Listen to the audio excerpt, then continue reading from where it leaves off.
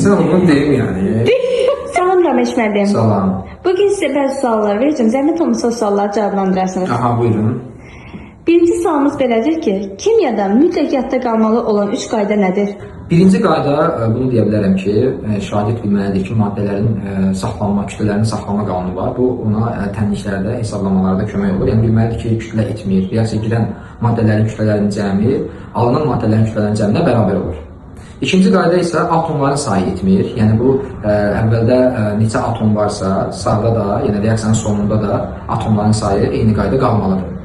Üçüncü qayda isə şagird bilməlidir ki, aktiv maddələr özlərini reaksiyalarda necə aparır? Məsələn, metallardan danışsaq, aktiv metallar özlərini reaksiyada necə aparır və yaxud da ki, turşulardan danışsaq, aktiv turşular reaksiyalarda özlərini necə aparır? Bunu da mütləq bilməli olan qaydalardan biridir.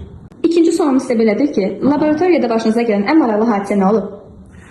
Laboratoriyada başıma gələn bir neçə maraqlı hadisələr olub. Bəzən şagirdlərin verdiyi sualların özü də maraqlı olur, gülməli olur. Amma ən çox məktəblərin birində sinifdə oksigen alınmasını təcrübə şəkildə uşaqlara göstərəndə əlavə etdiyim peroksid miqdarı artıq olduğuna görə o reaksiyadan da oksigen qazı çıxır köpü ilə. Birdən riski çıxdı köpü, elə bildim ki, üstümə gələcək. Yəni orada verdiyim elə reaksiya mənim üçün yadda qalan idi. Yəni uşaqlar da daha çox belə mənim halıma verdiyim reaksiyaya təəccübləndilər.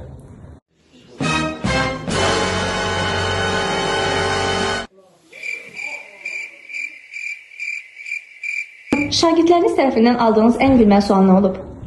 Açığı şagirdlər tərəfindən gülməli qarşılama bilər, amma müəllim tərəfindən yəni çox necə deyim, üzücü bir sual kimi səslənir. Məsələn, şagirdin müəllimə sual verməsi ki, müəllim torpaq nə aqreqat halındadır, yəni hansı aqreqat halındadır və ya da ki, müəllim biz hidrogenlə nəfəs alırıq. Bu kimi suallar yəni şagirdlər tərəfindən gülməli qarşılanır, amma müəllim yəni tikə-tikə olur mənim sözlə.